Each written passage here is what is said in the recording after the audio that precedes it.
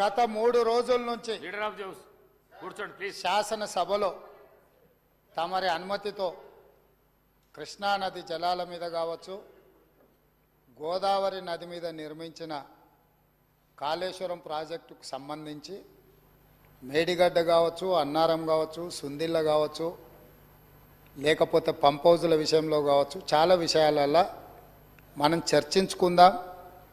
చూసి వచ్చి ఈ సభలో వాస్తవాల ప్రాతిపదికన చర్చ జరపాలి అని తమరి అనుమతితోటి మనం నిర్ణయం తీసుకున్నాం. వాస్తవంగా ఈ రైతుల పట్ల, తెలంగాణ సమాజం పట్ల గౌరవం ఉంటే ప్రధాన ప్రతిపక్ష పార్టీ ప్రభుత్వ ఆహ్వానాన్ని దృష్టిలో పెట్టుకొని అందరం కలిసి అక్కడికి వెళ్ళి ఆ ప్రాజెక్టులను పరిశీలించి అక్కడ జరిగిన నష్టాన్ని, రైతులకు వచ్చిన కష్టాన్ని అర్థం చేసుకొని ఆ సమస్యకు ఒక పరిష్కారం చూపించే అవకాశం ఉండే.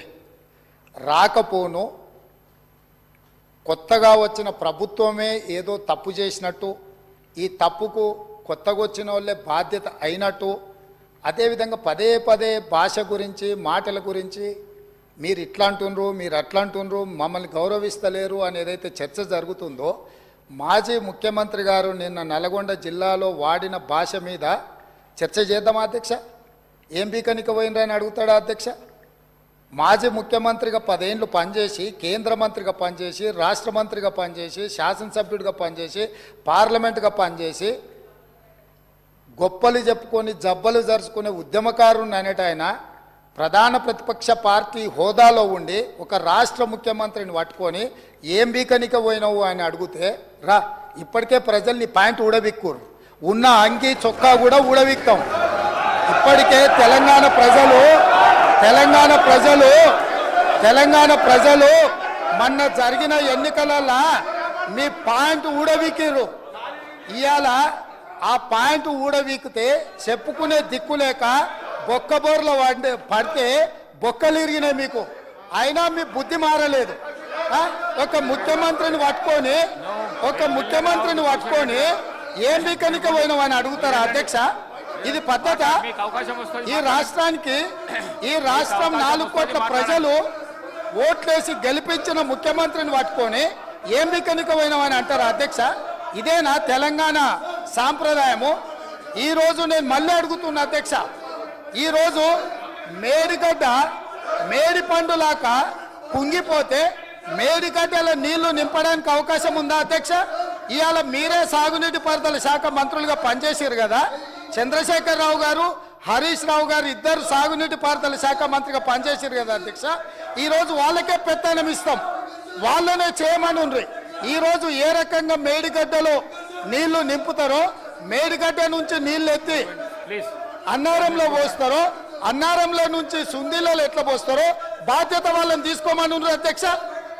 మొత్తం కుంగిపోయి కుప్ప కూలిపోతుంటే ఈరోజు అక్కడ నీళ్లు నింపడానికి ఏమాత్రం అవకాశం లేక పూర్తిగా ప్రాజెక్టు దెబ్బతిని ఖర్చు పెట్టిన 94,000 కోట్ల రూపాయలు వృధా అయిపోయి ఈరోజు మొత్తం ప్రాజెక్టే దెబ్బతిన్న పరిస్థితుల్లో ఈరోజు ప్రజల దగ్గరికి వెళ్ళి సమాధానం చెప్పుకోలేక శాసనసభకు రావాల్సిన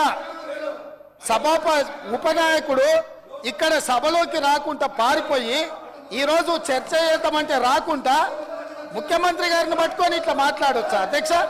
అందుకే నేను ఒకటే మాట అడుగుతున్నా, మీరు ఇవాళ చర్చకు సిద్ధమైతే పిలువండి. మీ పార్టీ నాయకుడిని, మీ సభాపక్ష నాయకుడిని చర్చ చేద్దాము. రేపు సాయంత్రం వరకైనా కాళేశ్వరం ప్రాజెక్టు మీద, గోదావరి జలాల మీద ఈ ప్రభుత్వం చర్చ చేయడానికి సిద్ధంగా ఉంది. పారిపోయి ఫామ్ హౌస్లో వండుకొని ప్రతిపక్షాలుగా బాధ్యత నుంచి తప్పించుకొని మీ అవినీతి బయటపడుతుందని, కాళేశ్వరంలో మీ దోపిడీలో జైలుకి వెళ్లాల్సి వస్తుందని కేసీఆర్ను చంపుతారా అంటారు. ఎవరికి అవసరం ఉంది అధ్యక్ష చంపాల్సిన అవసరం? సచిన పావును ఎవడైనా చంపుతారా అధ్యక్ష?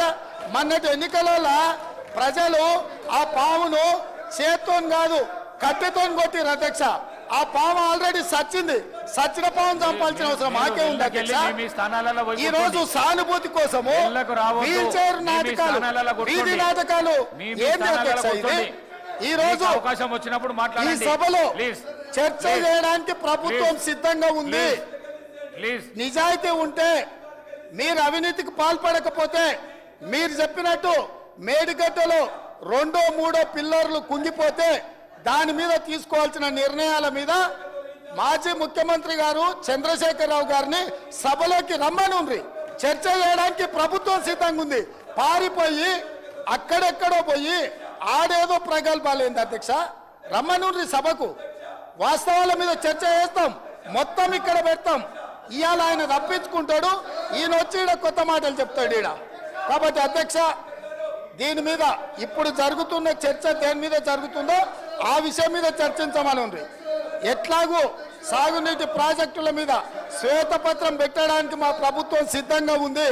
మీరు ఏమేమి విషయాలు ఉన్నాయో, ఏమేమి చర్చ చేయదలుచుకుందో మొత్తానికి మొత్తం శ్వేతపత్రం సందర్భంగా చర్చ చేద్దాం.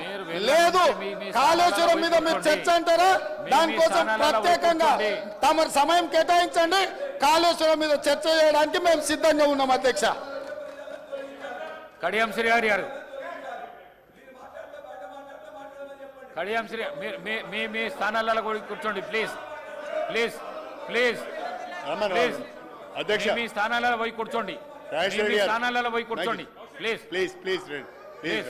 వెళ్ళకు రావద్దు దయచేసి, ఈ ప్రాక్టీస్ బాగలేదు, వెళ్ళకు రావద్దు ప్లీజ్. స్థిరీకరించాలని నింపాలనే ప్రయత్నాలు జరిగినాయి, కానీ ఎప్పుడు నింపబడ్డది అధ్యక్ష? మొత్తానికి మల్లన్న సాగర్ కట్టిన తర్వాత మల్లన్న సాగర్ నుంచి వచ్చే కాలువ ద్వారా ఎప్పుడైతే కూడవెల్లిలోకి నీళ్ళు వచ్చినాయో, కూడవెల్లి వాగులోకి ఈరోజు ఏప్రిల్లో ఎర్రటి ఎండల్లో కూడా మా మిడ్మానేరు మా అప్పర్ మానేరు ఎండుతున్న మాట వాస్తవమా కాదా?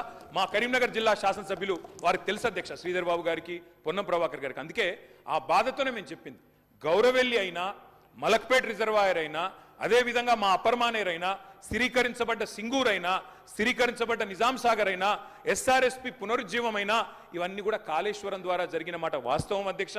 అందుకే గౌరవ మంత్రి గారిని, ప్రభాకర్ గారు అంటే నాకు గౌరవం, ఎందుకంటే ఉద్యమ సహచరుడు. ఆనాడు పార్లమెంట్లో వీరోచితంగా పోరాడింది కాబట్టి మా నాయకుడు కేసీఆర్ గారు కూడా కరీంనగర్లో, ఇక్కడ అక్కడ కాదు అధ్యక్ష, కరీంనగర్కి వచ్చే బహిరంగ సభలోనే వారిని అభినందించారు. కాబట్టి మాకు అట్లాంటి మంత్రి గారిని అగౌరవపరిచే కుసంస్కారం లేదు. కానీ మంత్రి గారు కూడా వాస్తవాలు చెప్పాలి అధ్యక్ష. గౌరవెల్లి పూర్తయిన మాట వాస్తవం, ఎన్జిటి స్టే ఉన్న మాట వాస్తవం, మలక్పేట పూర్తయిన మాట వాస్తవం, ట్రయల్స్ జరిగిన మాట వాస్తవం. కాళేశ్వరంలో, ఇంత పెద్ద కాళేశ్వరంలో 3 బరాజులు, అదేవిధంగా 15 రిజర్వాయర్లు ఉండే కాళేశ్వరంలో ఒక్క బరాజులో 3-4 పిల్లర్లకు ఇబ్బంది జరిగితే దాన్ని రిపేర్ చేయండి.